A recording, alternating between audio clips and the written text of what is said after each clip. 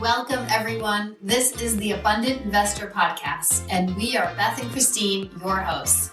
We are here to show you how you can live your rich life right now with the power of an abundance mindset and tools the wealthy have used for years that are accessible to the rest of us.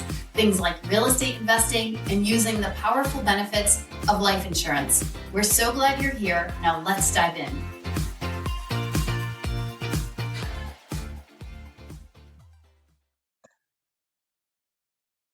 Hello, everyone. It's Christine and Beth from the Abundant Investor. We are back today with an episode we're so excited to share with you. It's real estate out of the box. It's thinking about ways to leverage equity to take advantage of today's market, which does have limited inventory, which does have certain constraints around it. And we think it has a lot of opportunity as well. And when we start to look at it in a way that is full of opportunity, we think outside the box. We see possibilities that maybe our neighbors and people around us aren't necessarily thinking about, maybe the way that we've thought about real estate in the past ourselves, then so much can open up for us. And we want to share with you today, we thought it would be really fun to share some different ways to think about buying and selling property, to invest in real estate. If you've wanted to start investing, so much of the time it's easy to say, oh, the circumstances are not in my favor. The interest rates are high. The inventory is low.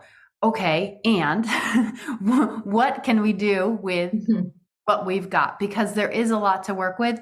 Beth and I have taken creative approaches to the primary residences that we've purchased before, to real estate investing, and we want to share some of those tips and tricks in Insider Scoop with you today. So we're so excited to dive in. We are going to walk through 3 different scenarios with you on ways to look at real estate. And, so much of this is thinking about it in a light that is different, open-minded, growth mindset oriented.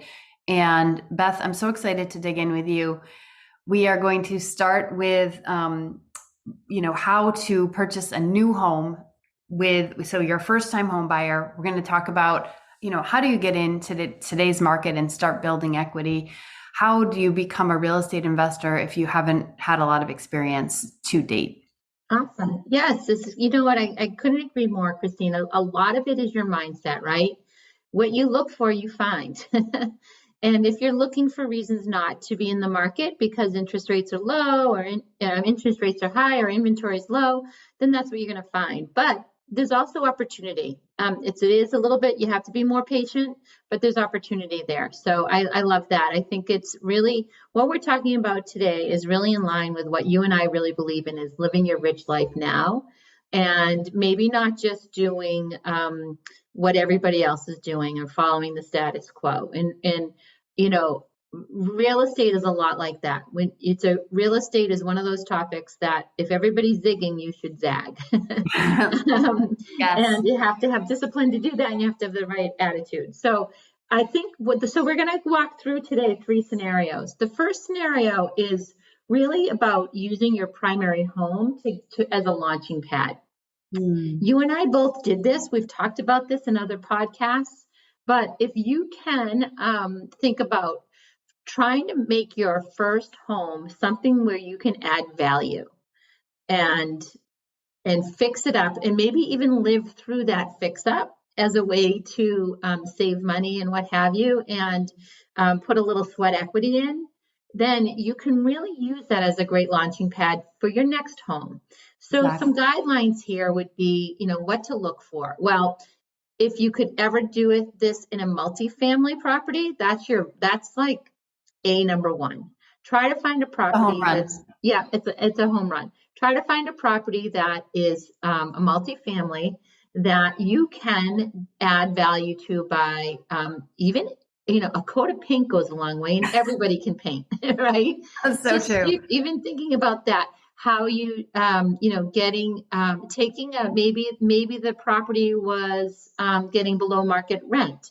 And all you do is get in a tenant in there that starts paying market rent. You've just added value. In Boston, if you buy a multifamily in Boston and you add a bedroom, Boston has these great programs that are encouraging people to do that because inventory is low. We have a very low housing stock here in Boston. So there's programs like that where you can get financial incentives from the city of Boston to add bedroom space. Like that is a great thing to do. So thinking about that, and then you stay 2 years, and the 2 years is really important because of the cap gain exclusion. So if you're a single person and you've lived in your primary home for 2 out of the past 5 years and you sell, your first $250,000 is excluded from capital gains tax. That's huge. If you're a married couple, that goes up to $500,000. And believe it or not, a lot of people are exceeding that. So they have to pay capital gains tax on anything above the 250 or 500, whether they're single or married. So, I mean, that's a really great kind of, if you can do that 2 or 3 times, say you're young and you're single or you're married and you don't have a family yet, if you can grin and bear it and live through like a little bit of uncomfortable, like, living through construction or maybe not having a kitchen for 6 weeks, you can really hit a home run here. So I think it's a great way to start your real estate journey. It's something that I've done. My poor family have put them through a couple of these, and we're still I'd together. say you're a lucky family. But it's fun. I remember thinking back in our first, I talked about this before, but my first real estate purchase was a 2-family in South Boston that we converted to condos. And we added a lot of sweat equity. I mean, a lot of coming home from working all day in financial services to paint for a few hours at night. You know what? And we put on some good music and we made it fun and we put a ton of equity into that property. And it was a launching pad for us to buy our next home and be able to do a lot of things that, that we wanted to do, travel and all that kind of great stuff. So that's the first scenario. I love that so much. Yeah, I just want to add on to that. I think it's a really fun thing to do if you're in your 20s or your 30s and you're thinking about buying your first place. It could be a really great way to get into the market. And I want to say it's never too late. It doesn't really matter your age. And the earlier you can start, the more money you have to play with. So think of this as a side hustle in a way, because that's exactly what you're doing is you're creating more income for yourself later on by building in equity to your property. And with all the HGTV shows out there, with all of the information on YouTube, really, you can tackle almost any project aside from anything you need a license for, like plumbing or electrical, on your own. There's so many possibilities to learn and figure out how to do that. Another tip I just want to share, because we've talked about my experience too, was buying a condo in Cambridge when I was outside of Boston here when I was 24. And when I did that, I picked a place. It was probably one of the smaller, it wasn't run down, but it wasn't like anything glamorous. Smaller condo in a neighborhood full of beautiful, big, old Victorian homes outside of Harvard Square. And I just knew that that was going to hold its value. So if you can find neighborhoods that are either up and coming or that are always going to have value, always going to hold value, because in this case, it was right near Harvard, right? That's always going to be a value. Then you have a pretty sure bet that that is only going to rise in value. And if you add value to it, a house hack is where you maybe, like you've talked about, Beth, adding another bedroom. I found this place that had this weird walk-through room. It was like maybe an office to get to the second bedroom. So what I did was I put a wall up. I blocked most of it off. I created a hallway to the bedroom in the back and added a second bedroom. Because anyone in real estate knows that the more bedrooms, is the higher the value. So, That's brilliant.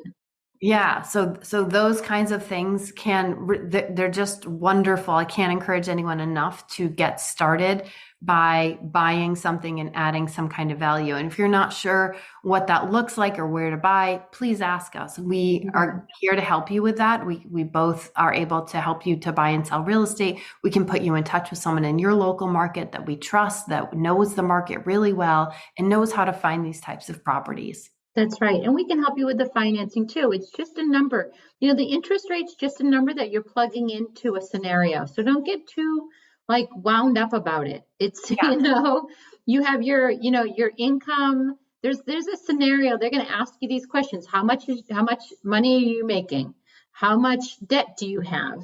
And they're going to take that. It's a formula. They're going to look at the current interest rate, how much you have to put down, and they're going to give you, okay, here's how much you can afford.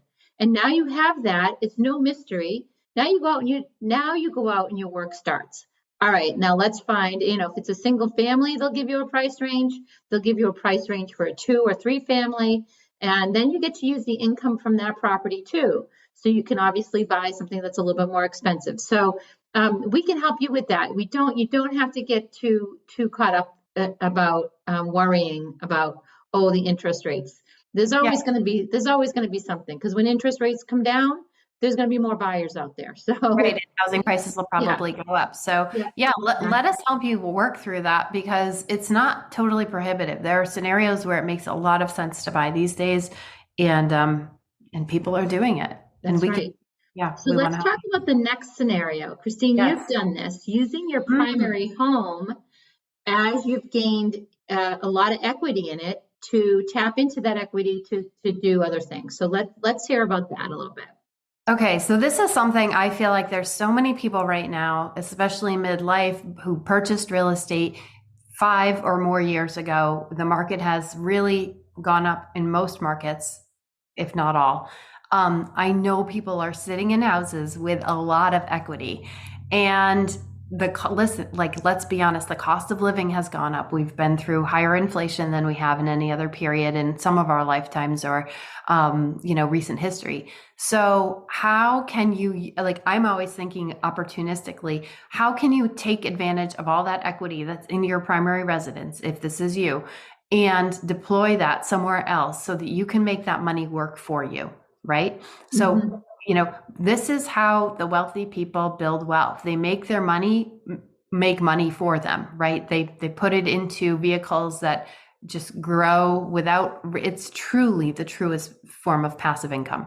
So this is something that's available to anyone who's got a good amount of equity in a primary residence in most cases and has good credit. You can take that equity out of your house through something called a HELOC, a home equity line of credit, or a cash out refi, and access the cash to use in another type of investment. How does this work? You can go to your bank, you take out a home equity line of credit. Let's just say you take one out for $300,000 because maybe you have $500,000 of equity in your house right now. You have that line of credit available to you and you only pay interest on it when you use it. So it's sitting there essentially now in a bank account. And when you're ready to buy a property, whether it be all cash, whether you want to use some of it for a down payment, some of it for a renovation, some for each, it's accessible to you and you can take that money and start investing in real estate. You can really use it and start investing in a business or anything else you want to. This is something that we did and this is exactly how I got into real estate investing. And at the time, I wasn't talking to other investors too much. I knew that I had that money and I said, I think we can use this to put a down payment on a house, on a vacation house near the beach. And we did. And that's how we got started. And it felt a little And then you bit can risky. take, yeah. Yeah. And in retrospect, no, it makes total sense. And then over time, as you started to get some income from that home, you can pay yourself back, right? Exactly. It's something that you can pay as you go, as you said, and then as you start to gain income, you pay yourself back. And then it's there, you can do it again. It's a rinse and repeat. So It's rinse and repeat. Yeah. yep, Yeah. yep. And a lot of real estate investors, what they'll do is something called the BRRRR method, which is Mhm. they'll continue to do this. And actually, when we renovated that first beach house, we then did a cash out refi to get a down payment for our next house in the same town because we found another property we wanted to renovate and rent out. And that's exactly what we did. And it's worked really beautifully. That's great. That is great. I love it. I love it. All right. So the next scenario is to the empty nester. And, I've been in real estate for a long time, and the generation I think above me, this is how they ran. They had their primary home. They sent their kids off to college, and they stayed in that home and I said this to Christine, kind of white knuckled for as long as they possibly could until God forbid they died or they got, they needed to move to some type of assisted living. And we think that life is more, it has more to offer than that. And that, you don't necessarily, and I know, like, I'm just speaking of my dad, right? He did not want to sell that home that he raised us in because he really wanted to have everybody home for Thanksgiving. So he stayed in a house for 365 days a year for what, 2 or 3 days when everybody came home for Thanksgiving. But otherwise, it was more house than he needed, and he really Yeah, exactly. wasn't super attached. Exactly. So what here's a scenario, and I think we're starting to see people do this more and more, is when the kids are gone, to take that home and to downsize, to sell it. And you don't necessarily have to buy another home in the same market or down the street or at all. You can take that money, you could put it in a high yield savings account and, and use the interest from that to pay rent. Or there's so many possibilities here. We talked about before, say your cap gain was $500,000. Now, a lot of these homes, especially in the market that we're in, they're going to probably be walking away with a lot more than $500,000 if they were to sell today. But say they had a $500,000 capital gain and they put that into a high yield savings account. Right now, those are paying 5.25%. So that yields almost $2,200 a month that you could put right towards, say, rent. And instead of waiting for, staying in that home, go up to the Vermont and rent a beautiful home and have everybody go up there for Airbnb and for Thanksgiving, and have a beautiful, fun, yeah. Have a really different experience that your kids are going to cherish and remember. Will you miss your home and like all the memories? Sure. And will you get over that once you move on? Absolutely. I really believe that. And I think people want different experiences and they want they want the memories, but the memories are the family. They're not so much the house like we believe. Yeah. It's about who you're with, not so much where you are. And I think there's so many opportunities today. There's so many awesome Airbnbs you can rent for the holidays or just for your family vacation instead of everyone coming back home. And people will move through that. And it's really okay. I mean, if you think about the fact that you're holding on to your home for, because my kids are going to come home a couple times a year and they're nostalgic. I moved through that with my high school kids because we sold our house right before my daughter went to college and moved through my child who's most nostalgic and most homey. And I want to tell you, it's okay. She's okay. And we moved and she actually loves where we moved and we're creating new memories. And it really is about the people, not so much the place. And by the way, it's true. Yeah. By the way, you'll find another awesome place. Or even a place maybe that has a few more, right? So maybe that second home is a home on the beach, and you may even see them even more because now you have a place that's really fun that they want to come to during the summer, or maybe it's a ski house that you get to see them every weekend all winter, not just bingo. So there's some really fun things. I think of like my sister's building a house in Vermont, and for the past really 2 or 3 years. Her and her husband have lived in some really fun places like downtown Boston and Palm Springs, California. So cool. They've been able to really integrate sort of travel and where they're living. And it's fun. It's so much more fun than sitting in a house. And inventory is at an all-time low. So we need your home. Family. I say that tongue in cheek, but really, like, we know what we know today is that in a lot of markets, and I can speak specifically to Greater Boston, inventory is really low. And when inventory is really low, that's the primary indicator of how, what you're going to get for your home. And if you're a seller, you're going to get the highest amount for your home when there's less competition, when inventory is low. So today we know that inventory is low. We don't know what's going to happen in a year. With interest rates and all that kind of thing. So if you're thinking about it, like talk. You said, call it, whether or not you hire us to help you, let's talk and we can help you see different scenarios and different ways of thinking about it. because it doesn't have to be maybe the vision that you've always had that you're going to stay in the house forever. It's totally okay to change your mind. And we can help you see the other possibilities because truly there are unlimited possibilities about what life and home could look like. And we think that's so exciting. Yeah, exactly. There's so much potential there. It's really, we talk a lot about, the status quo. We said that on this podcast and others. And you have the opportunity to design the life that you really want.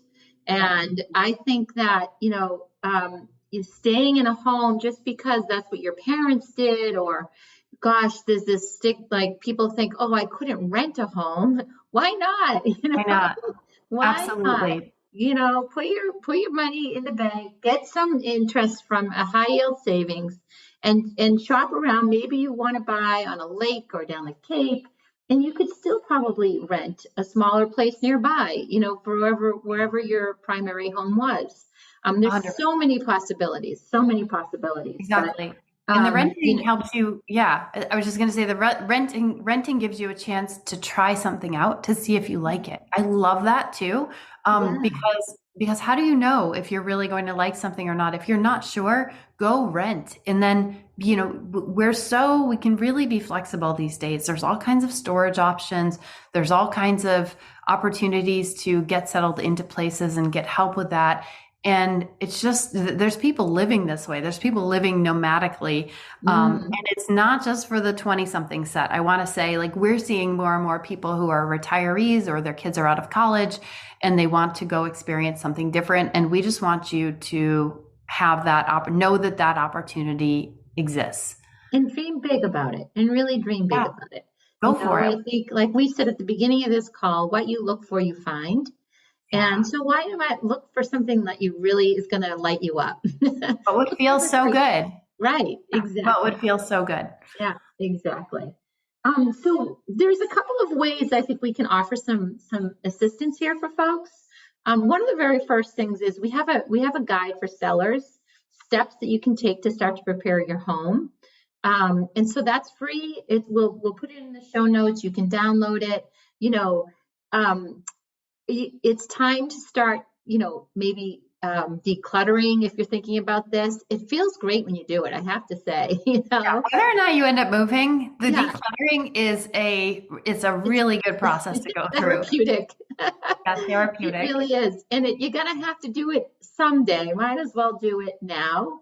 And a little tip is that a lot of times parents put boxes away for kids of things that they think they're going to want when they're like, they're grown adult kids, like, oh, maybe they'll want this piece of yardrobe that my mother gave me. I'll tell you right now, they don't want it. They don't want any of it. Do not store it in a box. Do not pay for storage for it. They don't want your china. They don't want your yardrobe. They certainly don't want, I think, Hummels. I think everyone knows that. Those are gone. But they don't want your knickknacks. So don't pack them up and store them with all this thought, oh, they're going to want this. They're not. I can tell you right now. So start getting rid of things. So download our guide. We'll give you things that you can start to do to really prepare your home if you're thinking about this. We will work with you one-on-one to hear about your scenario. We're part of EXP. We have agents around the country that we are part of a network with, that we know and communicate with often. So if you're thinking about, oh, maybe I want to buy out in Phoenix, Arizona. Well, we have people out there that can help you do that. So wherever you're going to land, we can help you. But more importantly, we could put together a game plan with you around what makes the most sense. So you could work with us one-on-one.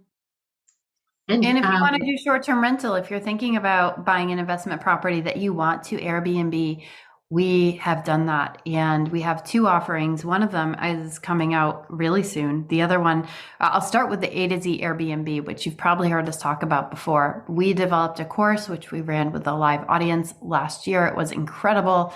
There's so much value in this class. It's many modules and you get to walk through at your own pace. That class is available on our website for just $2.99.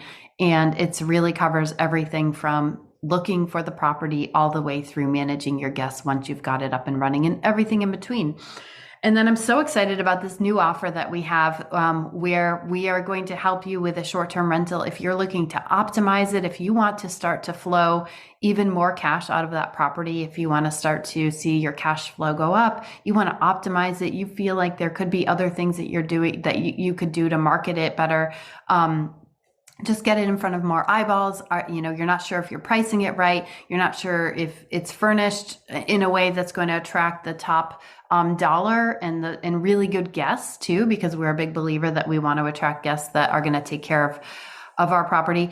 Then we have something for you. It is coming very soon, and so stay tuned for that. It's kind of we see people interested in A to Z Airbnb, and this is the next level. This is for someone that wants some custom recommendations from Beth and I, who have experience in real estate and real estate investing for years and years, and are generating six figures on short-term rentals right now. So we've figured that out. We want to share that knowledge with you. We want you to be successful too. So keep an eye out for more coming on that soon. And really anything that we can help you with related, if you just want to pick up the phone and have a discovery call and chat about how you could work with us, please feel free to do that. This is stuff we're passionate about, and we really want to help you.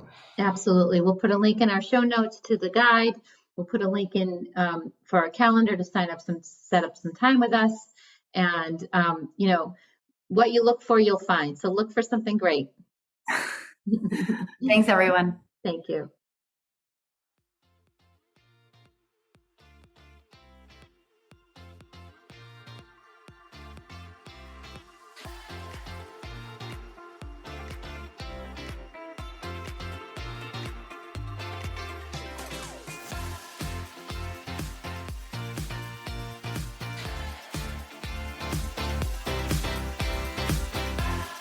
We hope you've enjoyed this episode of the Abundant Investor Podcast and learned something new. We would love to hear from you. And if you did get something from this episode, please subscribe and rate this podcast so more people can find it and live their rich lives too. And remember, an abundant mindset means there's always plenty to go around, and through giving, we receive.